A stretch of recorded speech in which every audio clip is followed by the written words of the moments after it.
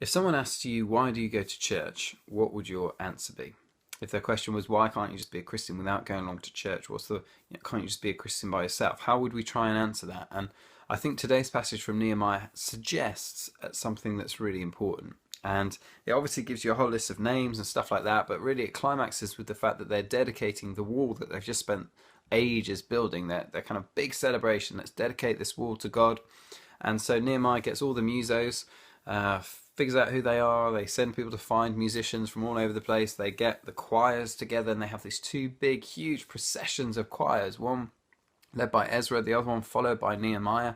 And they meet together in the house of the Lord at the end, and they give thanks and praise and sacrifice with great shouts of joy and rejoice and all that stuff.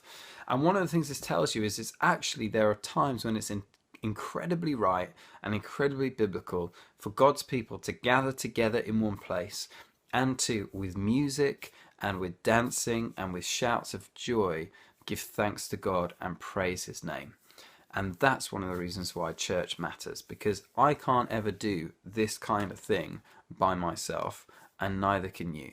The way that it happens is when we gather together with other followers of God, and we together sing and shout and get excited and give thanks and rejoice for all that God has done and for all of his goodness to us. And so if you are a musician, if you have those kind of skills, I would just encourage you to use them in whatever way you can to serve God and to glorify him, but also to serve the church and to help the rest of us. When I sing, unfortunately I sound like a cat that's been shot, but help the rest of us who can't engage and enter into worship. Music has always been a big thing throughout the history of God's people. All the Psalms are full of songs. There are songs, they're full of instruments as well, and any glimpse we get of Israel's worship shows that they used music and they used rejoicing. And so don't be afraid to give thanks. And in the meantime, if you're not in church at the moment, we can still do it wherever we are. Why not stick on a worship album? Choose, press in, decide to today rejoice, worship,